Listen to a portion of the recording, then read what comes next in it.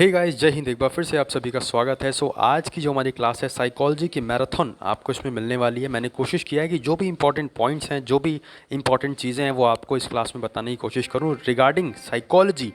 तो चलिए without wasting time start करते हैं। और स्टार्ट करने से पहले मैं आपसे ये चीज़ बता दूँ कि अगर आपके एंट्रेंस एग्जाम में मेंटल एप्टीट्यूड, करंट अफेयर्स जो कि जीके का या जनरल अवेयरनेस का जीए का इंपॉर्टेंट पार्ट है, या फिर रीजनिंग के क्वेश्चंस, या फिर कंप्यूटर के क्वेश्चंस, ये चारों में से अगर आपका एक भी सब्जेक्ट मेंशन है आपके एंट्रेंस सिलेबस में, तो ये ई बुक आपके लिए एक धमाका पैक होने वाला है।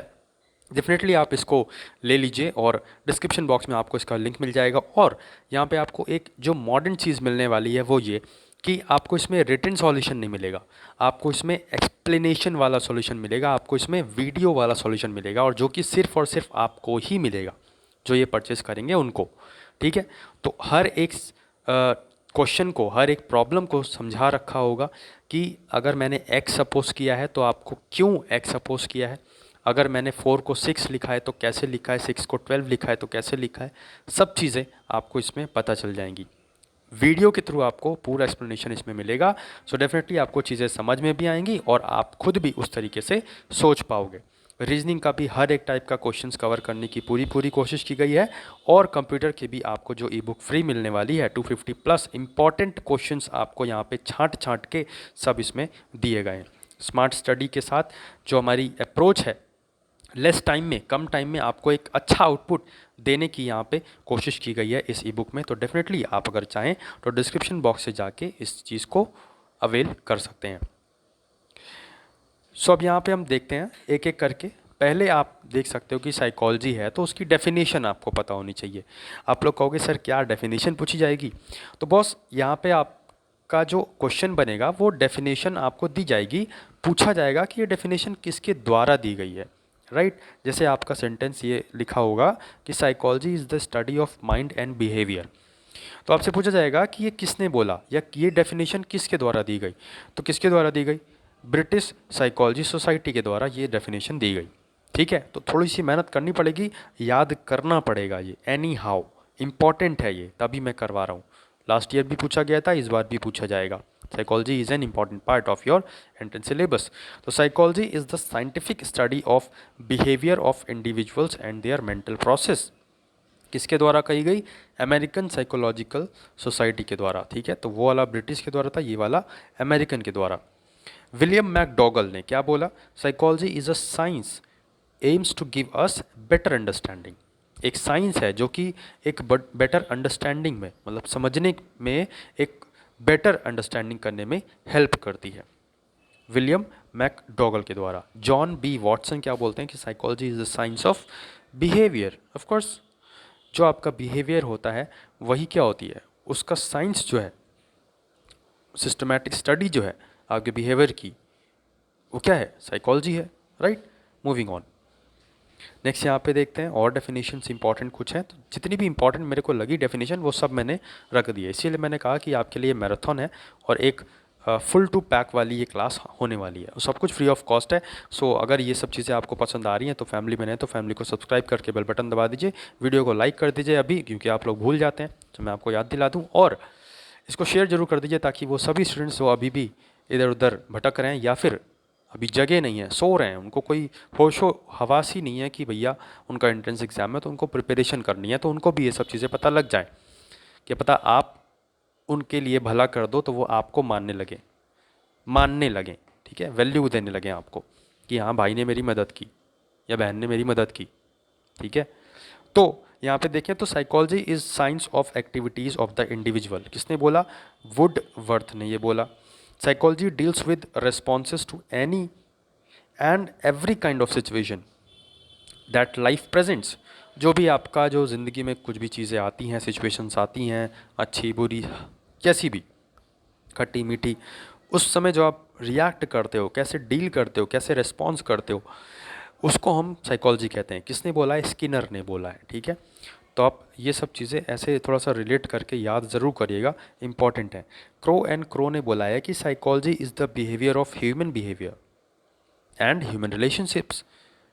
ओके, नेक्स्ट यहाँ पे देखें साइकोलॉजी, जो स्पेलिंग मिस्टेक्स है तो उनको आप नेग्लेक्ट करिए, बाकी चीज़ें आपको समझ में आ रही होंगी कि ये लिखा क्या है। जैसे कि साइकोलॉजी लिखा है तो वहाँ पे फाइकोलॉजी लिख दिया तो वहाँ पे साइकोलॉजी होगा। ऑफ कोर्स साइकोलॉजी के बारे में हम पढ़ रहे हैं। तो psychology is the science of mental life, both of its phenomenon and their conditions. William James ने कहा है, बहुत ही ज़्यादा इंपॉर्टेंट है ये डेफिनेशन। विलियम जेम्स एक इंपॉर्टेंट रोल प्ले करते हैं साइकोलॉजी की फील्ड में। तो psychology is the science of mental life, both of its phenomenon and their conditions. किसने कहा है? विलियम जेम्स ने कहा है। The description and explanation of states of consciousness, ये भी जो है विलियम जेम्स के द्वारा ही बोला गया है कि psychology is the description and explanation of states of consciousness. अभी भी तबीयत ख़राब है बट स्टिल क्योंकि आपके जो एग्ज़ाम्स हैं वो पास आ रहे हैं तो मैं कोशिश कर रहा हूँ कि आपको उसी एनर्जी के साथ पढ़ाऊँ जिससे आप लोग डिमोटिवेट ना हो और अपना जो भी प्रिपरेशन कर रहे हो उसमें और दम लगाओ। कि जब आपके सर यहाँ पे आपको पढ़ाने में इतनी पूरी शिद्दत के साथ पढ़ा रहे हैं और खुद ये सब चीज़ें टाइप करना, मैराथन क्लास ये आपके लिए जो बनाई है, अभी आप देखिए कि इसमें कंटेंट कितना ढेर सारा दिया है आपको, ठीक है, और हर पूरे सब चीज़ कवर करने की कोशिश की गई है। तो मेहनत कंटेंट बनाने में भी लगती है और जो बोल के हम आपको समझाते हैं, बोलते हैं, बताते हैं, उसमें भी मेहनत लगती है। तो उस चीज़ को आप समझिए, क्लास को सपोर्ट ज़रूर करिए, शेयर ज़रूर करिए अपने सभी फ्रेंड्स के सर्कल में, जो भी आपके सोशल मीडिया ग्रुप्स हैं जहाँ पे भी आप एक्टिव रहते हो। ऑफ कोर्स आपके सभी के पास आपके फ्रेंड्स के कॉन्टैक्ट्स होंगे, आपको पता होगा कि कौन कहाँ पे क्या कैसे अप्लाई करने वाला है, तो शेयर जरूर करिए। Two dominants theoretical perspectives regarding how the brain works, ठीक है। तो टू डोमिनेंट्स की जब बात आएगी, थ्योरेटिकल पर्सपेक्टिव हैं ये कि ब्रेन जो है वो कैसे वर्क करता है। तो ऐसे टू डोमिनेंट्स कैसे, दो तरीके से आपको बताया गया है कि ब्रेन वर्क करता है साइकोलॉजी में। एक होता है स्ट्रक्चरलिज्म, एक होता है functionalism. Structuralism was the name given to the approach pioneered by Wilhelm Wundt. तो विल्हेम वुंडेट ने स्ट्रक्चरलिज्म को क्या किया था, इसका नेम दिया गया था, ठीक है। एक अप्रोच थी जिसको स्ट्रक्चरलिज्म का नाम किसके द्वारा दिया गया? विल्हेम के द्वारा दिया गया। क्या चीज़ है ये? तो focuses on breaking down of mental process. किस पे फोकस करता है? जो हमारी मेंटल प्रोसेस होती है उसमें जब ब्रेक डाउन होता है, काम करना बंद कर देता है या नहीं सोच पाते हैं आगे, उस चीज़ में यहाँ पे ये फोकस करता है स्ट्रक्चरलिज्म। किसके द्वारा? विल्हेम वुंडेट के द्वारा। वुंडेट ने यहाँ पे सेपरेट किया था साइकोलॉजी को फिलॉसफी से, ठीक है। आपके सामने क्वेश्चन बनेगा, who separated psychology from philosophy. अगर आपने पढ़ रखा है या अब आपको ध्यान रहेगा कि वुंडेट ने ये चीज़ सेपरेट की थी। स्ट्रक्चरलिज्म, स्ट्रक्चरलिज्म की बात करें, relied on the trend introspection, research method, एक रिसर्च मेथड है जो कि ट्रेंड इंट्रोस्पेक्शन पे रिलाई करता है, बेस्ड होता है स्ट्रक्चरलिज्म। आगे देखते हैं। तो यहाँ पे बात आती है, Wundt is an important figure in the history of psychology, ठीक है। तो याद रखना है आपको, as he opened first laboratory dedicated to psychology in 1879। इस एक दो लाइन के स्टेटमेंट में आपको बहुत सारी चीज़ें, बहुत सारे क्वेश्चंस बन सकते हैं। Who is an important figure in the history of psychology? Wilhelm Wundt. When was the first laboratory dedicated to psychology was opened? तो 1879. Who opened the first laboratory dedicated to psychology which was opened in 1879? तो आपका William वुंडेट answer. समझ रहे हैं ना? इस तरीके से आपका क्वेश्चन बन सकता है। तो मैंने लाइन वाइज आपका पॉइंट वाइज समझाने की कोशिश की है। मैं चाहता तो इसको क्वेश्चन में भी बना सकता था, 4 ऑप्शंस रख सकता था, और जितने भी अभी टाइम की क्लास है उससे दोगुना क्लास कर सकता था और फिर कह सकता था कि मैंने तो मैराथन दे दी। तो मैं बट चाहता हूँ कि आपका टाइम कम लगे, कंटेंट आपको टू द पॉइंट मिले और आपको सब चीज़ें समझ में आए और कंटेंट भी यूज़फुल कंटेंट मिले, क्वालिटी कंटेंट मिले, जिससे कम टाइम में आप बेहतरीन तैयारी कर पाओ। तो याद रखिएगा, ये सारे पॉइंट्स आपको याद रखते हैं। विलियम जेम्स की बात करें, known for an functionalism approach. Functionalism approach के लिए कौन जाना जाता है? तो विलियम जेम्स। और स्ट्रक्चरलिज्म के लिए तो विलियम वुंडेट। आगे बात करें, जेम्स आर्ग्यू करते हैं कि mind is consistently changing and it is pointless to look for the structure. ये जो है स्ट्रक्चरलिज्म जो है उसका विरोध करते हैं काइंड ऑफ। तो यहाँ पे आपको ध्यान रखना है, आपके सामने ये सेंटेंस आएगा कि हु सेड कि mind is consistently changing and it is pointless to look for the structure. तो कौन, किसने बोला था? जेम्स ने बोला था, विलियम जेम्स ने बोला था, ठीक है। तो इम्पॉर्टेंट चीज़ें हैं, जो इम्पॉर्टेंट पर्सन्स हैं उनकी मैंने जो कई सारी डेफिनेशंस हैं वो सब यहाँ पे आपके सामने रख दी है। जैसे कि जेम्स कहते हैं कि psychologist should look for the underlying cause of behaviour. तो ये भी किसके द्वारा कहा गया है? जेम्स के द्वारा ही कहा गया है। Psychoanalysis, founded by Sigmund Freud, was the dominant paradigm in psychology during early 20th century। ठीक है, आगे बढ़ते हैं। फ्रूड ने बोला है कि people could be cured by making conscious and unconscious thoughts and motivation. ठीक है, कई ऐसे कॉन्शियस चीज़ें होती हैं, कई ऐसे अनकॉन्शियस चीज़ें होती हैं। कुछ थॉट से, कुछ मोटिवेशन से पीपल को क्या किया जा सकता है? उनको क्योर किया जा सकता है। कुछ जैसे कि किसी को साइकोलॉजिकल बीमारी है, या कोई अभी आपने देखा हाल फिलहाल में एक केस आया था जिसमें एक पर्सन ने, एक छोटे बच्चे ने, वो गेम खेल रहा था, वही जो आपका एक था, मेरे को अभी सडनली नाम नहीं याद आ रहा है, वो जिसमें फायर फाइटिंग वाला ऐसे कुछ था, है ना। तो वो गेम खेल रहा था, पबजी काइंड ऑफ, वो गेम खेल रहा था, और फिर उसमें जो है उसने अपनी, मतलब क्या ही बोलूँ, बोलते ही नहीं बन रहा है, उसने अपनी मदर की हत्या कर दी। मदर को ही मतलब गोली मार दिया। घर में पिस्टल भी थी, उसने उसी को यूज़ कर लिया और मदर को मार दिया। तो मतलब ये this is a psychological disorder, उसको साइकोलॉजिकल डिसऑर्डर हो गया गेम खेलते खेलते। तो आपके घर में अगर कोई छोटा भाई बहन है या ऐसा कोई है, या आप भी अगर ऐसा करते हो जो गेम ज़्यादा खेलते हो, तो boss stop that, don't waste your time, just invest your time in some good deeds. Okay, बाहर जाके खेलिए, बैट बॉल खेलिए, फिजिकल एक्टिविटीज़ करिए, उससे आपका साइकोलॉजिकल डेवलपमेंट भी होता है।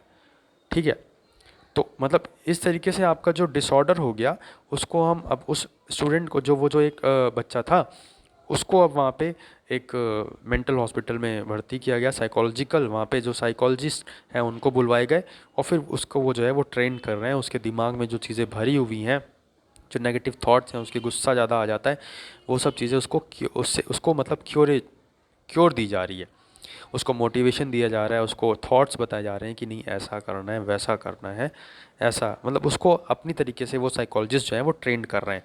तो यहाँ पे फ्रूड जो है वही बोलते हैं कि people could be cured by making conscious and unconscious thoughts and motivation और थॉट्स के द्वारा हम पीपल को क्योर कर सकते हैं। ठीक है, नेक्स्ट पढ़ते हैं आगे। तो the classic contemporary perspectives in psychology to adopt scientific strategies were behavioralist. The classic contemporary perspectives in psychology to adopt scientific strategies were behavioralist. Third force in the psychology किसे बोलते हैं? ह्यूमनिस्टिक अप्रोच को हम third force बोलते हैं। Importance of experience and growth इसमें बताई गई है। एक्सपीरियंस की इंपॉर्टेंट होती है और ग्रोथ की भी इंपॉर्टेंट होती है। जैसे जैसे आप एक्सपीरियंस करोगे वैसे वैसे आपकी ग्रोथ होती रहेगी। ठीक है, तो जैसे जैसे आप पढ़ोगे वैसे वैसे आपको चीज़ें पता लगती रहेंगी कि हाँ इसमें ऐसे क्वेश्चन, इसमें वैसे क्वेश्चन, मेंटल एप्टीट्यूड में ऐसे सॉल्व करना है, रीजनिंग में ऐसे सोचना है, ऐसे कॉन्सेप्ट्स लगते हैं, ऐसे जाना है। ठीक है, तो जैसे जैसे आप चीज़ों को पढ़ोगे, अपना टाइम इन्वेस्ट करोगे, वैसे वैसे आपको एक्सपीरियंस होगा। जैसे जैसे आपको एक्सपीरियंस होगा वैसे वैसे आपको चीज़ें पता चलेंगी, और जैसे जैसे चीज़ें पता चलेंगी वैसे वैसे आपकी ग्रोथ होती रहेगी। ह्यूमनिस्टिक अप्रोच में यही बोला जाता है। Third force in the psychology किसे बोलते हैं? ह्यूमनिस्टिक अप्रोच को ही हम बोलते हैं। During 1960s and 1970 psychology became a cognitive revolution. और फिर इसने, जब कॉग्निटिव रिवॉल्यूशन बन गया, मतलब इसने क्या अपना लिया? इसने साइंटिफिक अप्रोच को अपना लिया। ठीक है, कब टाइम में, किसके टाइम में? तो 1960 और 1970s में ये जो है साइकोलॉजी कॉग्निटिव अप्रोच बन गई, कॉग्निटिव रिवॉल्यूशन आया इसमें। क्यों? क्योंकि इसने साइंटिफिक अप्रोच को अपना लिया था। कब अपनाया था? 1960 1970s में। कून, KUHN, Coons believes that psychology is still paradigmatic। ठीक है, पैराडाइगमेटिक। तो पैराडाइगमेटिक है साइकोलॉजी, अभी भी प्री पैराडाइगमेटिक है। ये किसने बोला है? तो कून ने बोला है, KUHN। वुंड्स की जो स्ट्रक्चरल थ्योरी है, उसने किसकी क्या रिप्लेस किया था? किसकी थ्योरी रिप्लेस की थी? तो वॉटसन्स की जो बिहेवियरल थ्योरी है उसको यहाँ पे रिप्लेस किया था। किसने? वुंड्स स्ट्रक्चरल थ्योरी ने। ठीक है, आगे बढ़ते हैं। 4 गोल्स होते हैं, आपको याद रखना है साइकोलॉजी के: describe, explain, to predict and behaviour change. ठीक है, आगे बढ़ते हैं। स्किनर बोलते हैं कि language is learned from other people via behaviour shaping techniques. जाहिर सी बात है, अब कई चीज़ें ऐसे होती हैं जैसे कि जो बोल नहीं पाते, ठीक है, तो उनको क्या होता है, उनका बिहेवियर से देख के पता चलता है कि वो क्या कहना चाह रहे हैं, कि वो दुखी हैं या फिर खुश हैं। आप फेस की स्माइलिंग से या सैड फेस देखकर आप गेस लगा पाते हो उनका बिहेवियर कैसा है, कैसी बॉडी लैंग्वेज है, आप समझने की कोशिश करते हो ना। वही बोला गया कि language is learned from other people, दूसरे स्टूडेंट, दूसरे पीपल जो हैं, दूसरे लोग जो हैं, उनको देख कर हम सीखते हैं। अब जैसे कि छोटा बच्चा एक है, उसको आप उसके सामने अगर ताली बजाओगे तो वो भी ताली बजा लेगा, उसके सामने आप ज़बान निकालोगे तो वो भी ज़बान निकालेगा बार बार। तो आपको देखकर वो चीज़ें सीखेगा। ठीक है, आपने भी देख देख कर चीज़ें सीखी हैं, आपके भी कोई आइडियल होंगे, कोई आइडल पर्सन होगा, आपके माता, आपके पिता, आपका बड़ा भाई, आपकी बड़ी बहन, या आपके मामा या आपकी मामी, कोई भी जो कि वेल नोन पर्सन है, सेटल्ड पर्सन है, आप उनको देखते होगे तो आपको लगता होगा कि हाँ बॉस, ही इज़ अ मतलब अनदर काइंड ऑफ पर्सन जिसको मुझे फॉलो करना चाहिए, या she is a another kind of person जिसे मुझे फॉलो करना चाहिए। तो वही बोला गया है कि लैंग्वेज जो है वो दूसरों को देख कर सीखते हैं हम अपने बिहेवियर में, बिहेवियर से हम अपने अपने आप में क्या करते हैं, अडॉप्ट करते हैं। तो यहाँ पे आपको ध्यान रखना है, स्किनर ने ये बोला था। आगे हम देखें,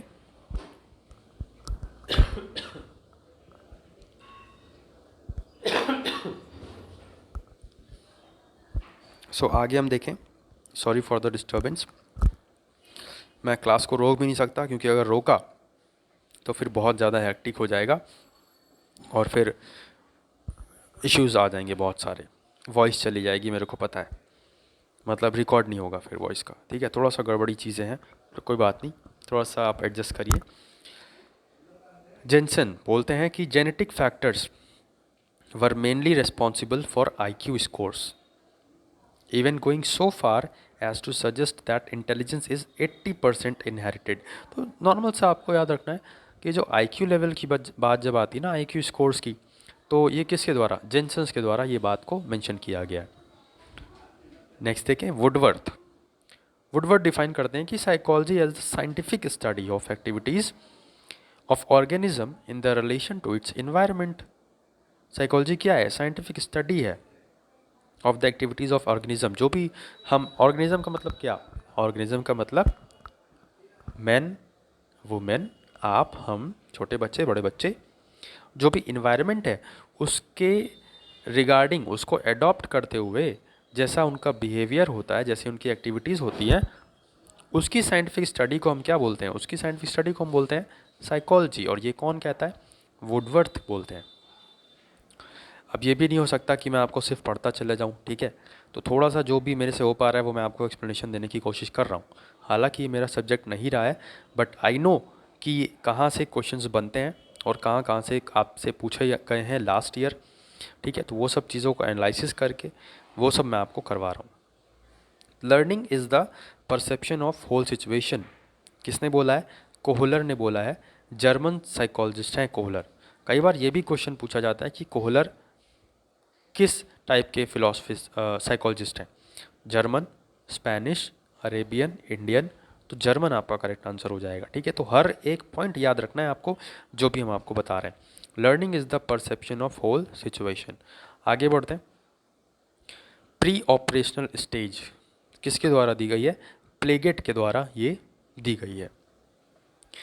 ब्रूनर ने प्रपोज किया है थ्योरी ऑफ इंस्ट्रक्शंस को। ठीक है, थ्योरी ऑफ इंस्ट्रक्शंस ब्रूनर के द्वारा दी गई है। ऑपरेंट कंडीशनिंग, जो ऑपरेंट कंडीशनिंग है, first investigated by BF Skinner.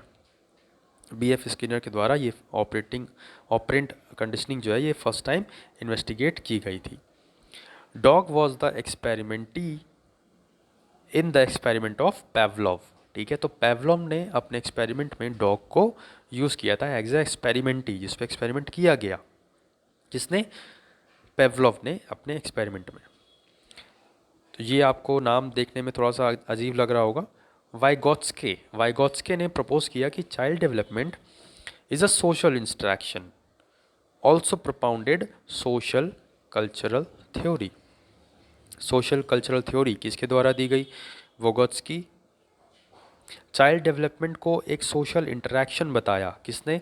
Vygotsky ने।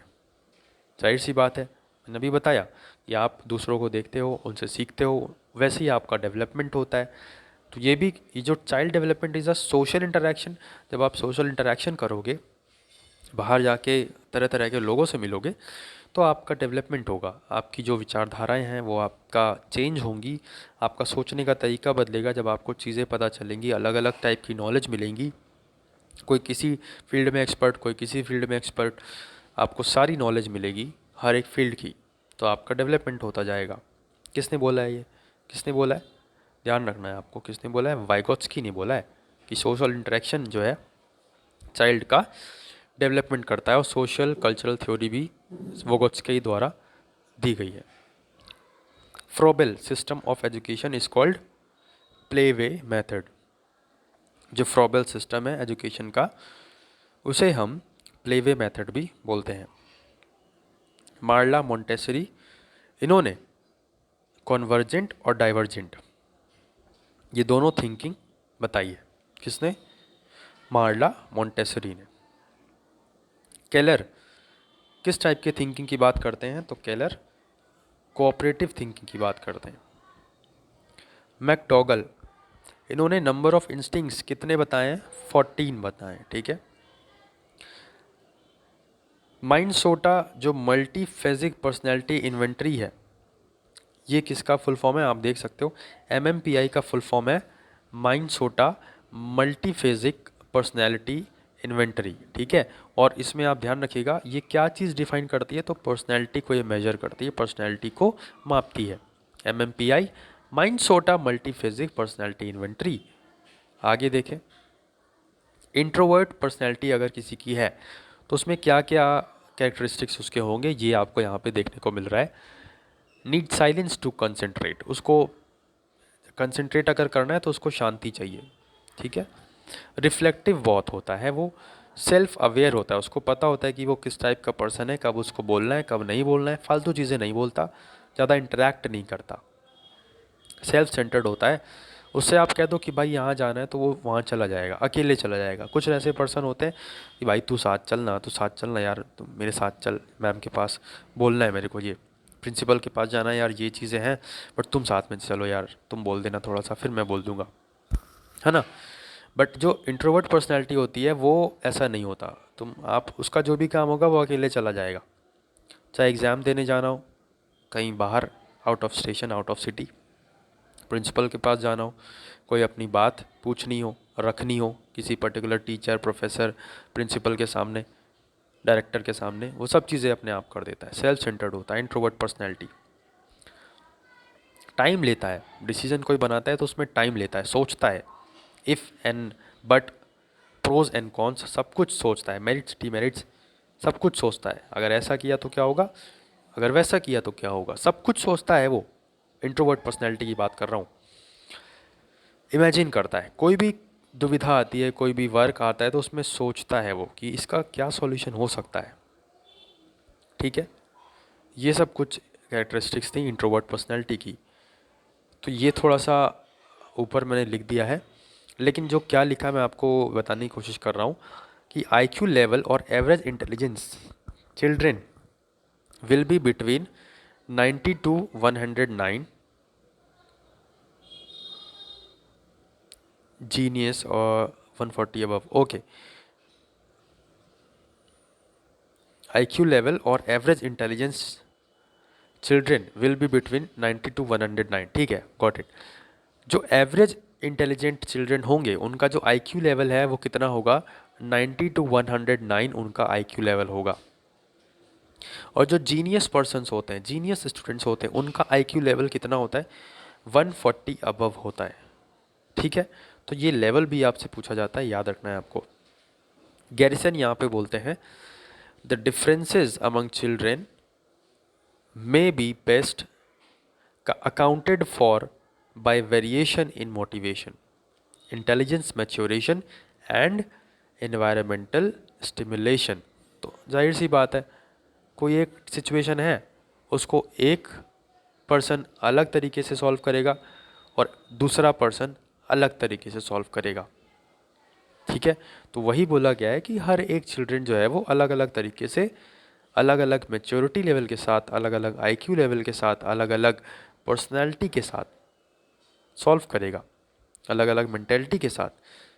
वो एक सिचुएशन को किस तरीके से देखता है कि वो सॉल्व कर लेगा या उसमें फंस जाएगा, ये भी चीज़ें, सब चीज़ें डिपेंड रहती हैं।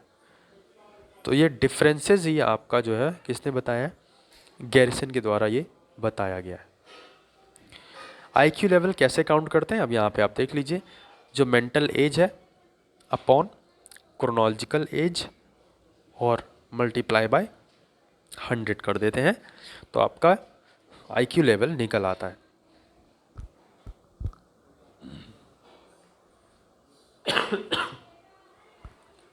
आगे अगर हम देखें तो Pinter Patterson performance scale was introduced by Patterson in 1917 में पिंटर पैटरसन के द्वारा ये परफॉर्मेंस स्केल इंट्रोड्यूस की गई थी। 2 टाइप्स ऑफ मेमोरी, 2 टाइप की मेमोरी होती हैं। पहली होती है टेम्पोरेरी और दूसरी होती है परमानेंट।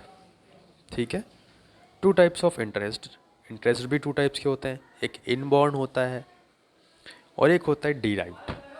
ठीक है, तो ये 2 टाइप के इंटरेस्ट होते हैं, याद रखना है आपको।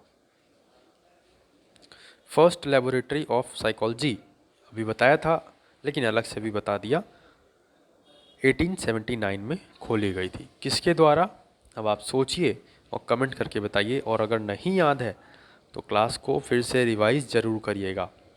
ठीक है, आगे बढ़ते हैं।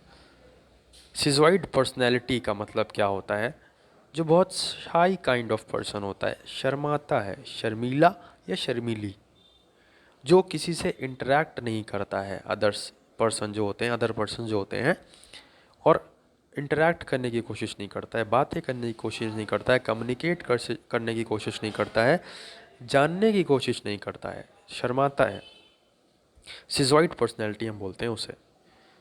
नेक्स्ट देखें तो यहाँ पे लिखा हुआ है special sensations are of 5 types.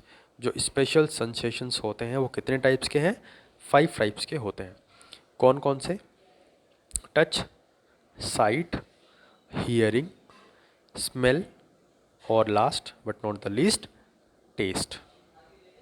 Next, learning without motivation क्या है, नॉट पॉसिबल। रिटेंशन किसे कहते हैं, एक इम्पॉर्टेंट फैक्टर है मेमोरी का।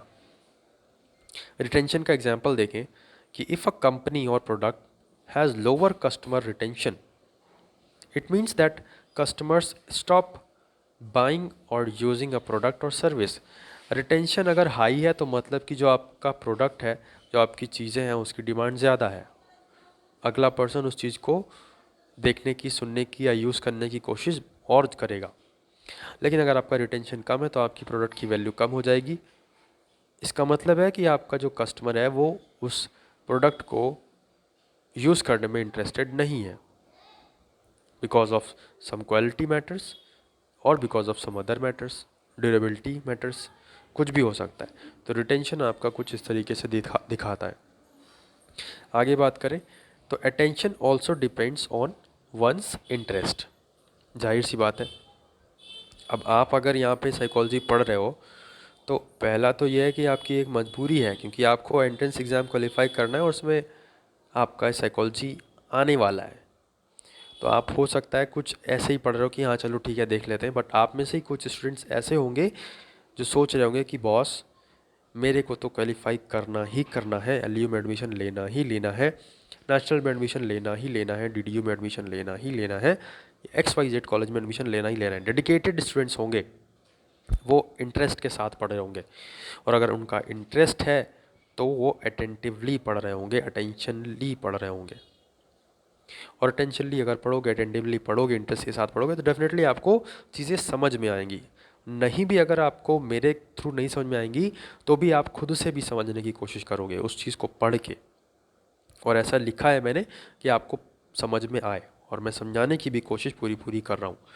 सेशन को लाइक नहीं किया है तो लाइक भी ज़रूर कर दें और शेयर भी ज़रूर कर दें। ये थोड़ी सी गड़बड़ी हो गई है, जो मैंने ये जो आपका लोगो लगाया है वो ऊपर आ रहा है, तो कोई बात नहीं, उसको आप थोड़ा सा नेगलेक्ट करिए। बाकी मैं पूरी कोशिश कर रहा हूँ कि आपको बता दूँ कि वहाँ पे क्या लिखा है। यहाँ पे आपका लिखा हुआ है जेम्स सूहे, ठीक है, James Suhey, SUHEY। James Suhey बोलते हैं कि psychology as the science of consciousness. तो psychology as the science of consciousness कौन बोलता है? जेम्स सू ने, ठीक है।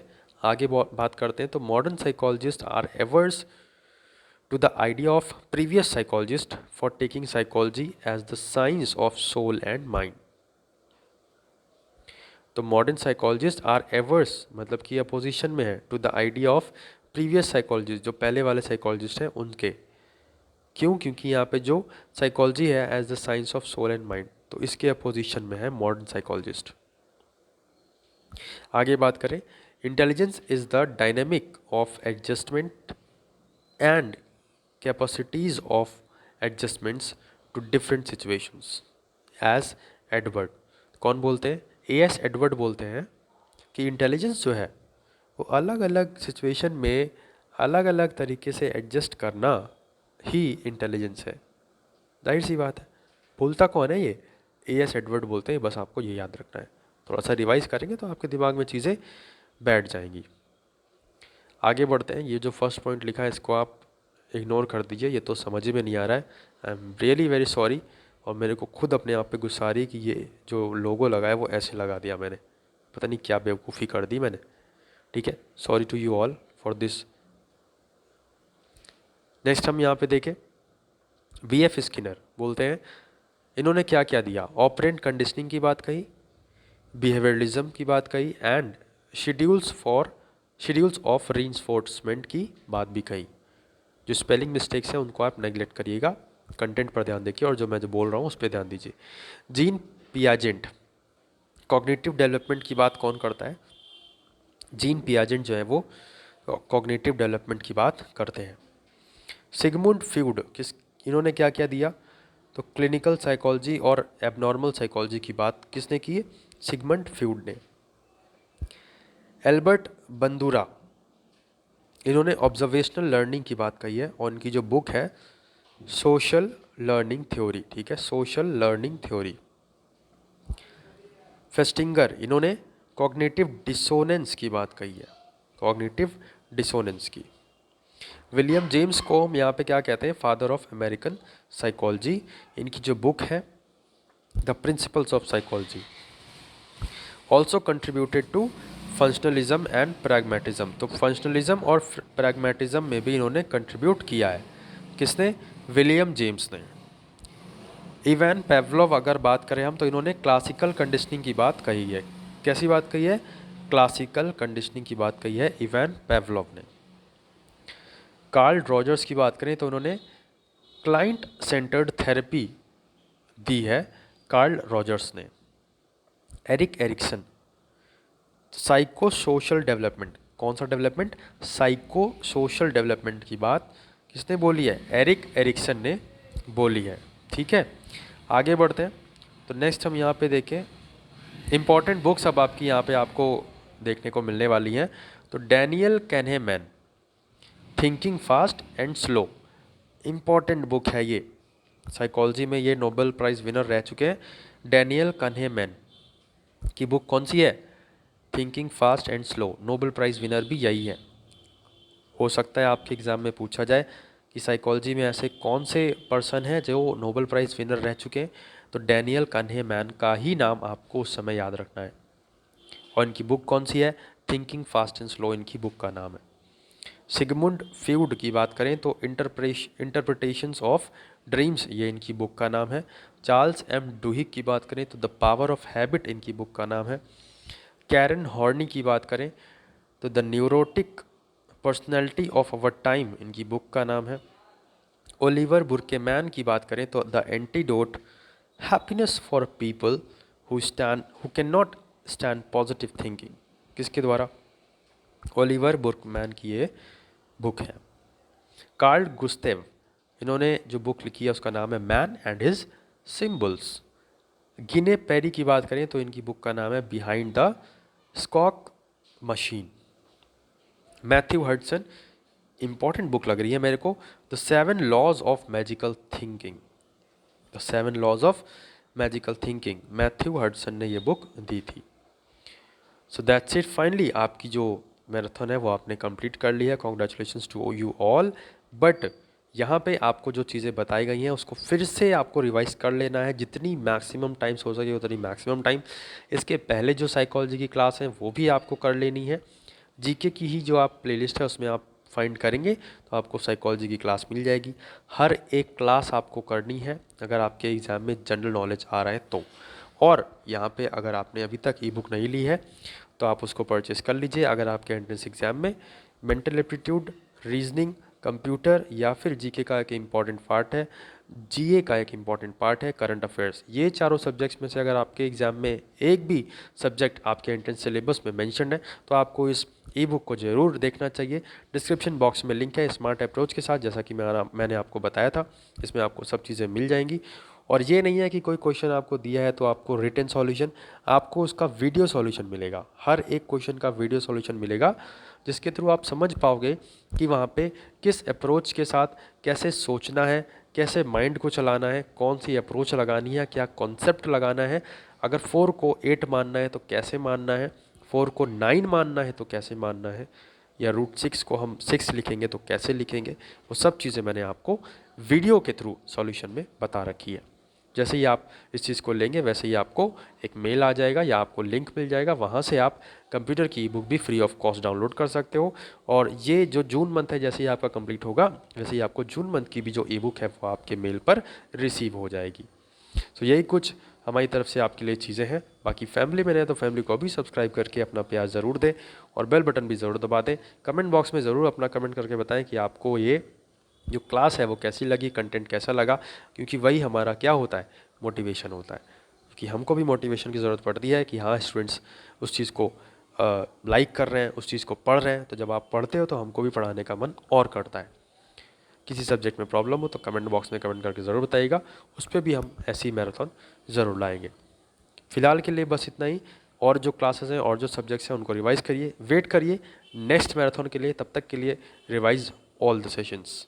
अपना ख्याल रखिए, अपने घर वालों का ख्याल रखिए और रिवीजन करते रहिए, तैयारी करते रहिए, दम लगा दीजिए।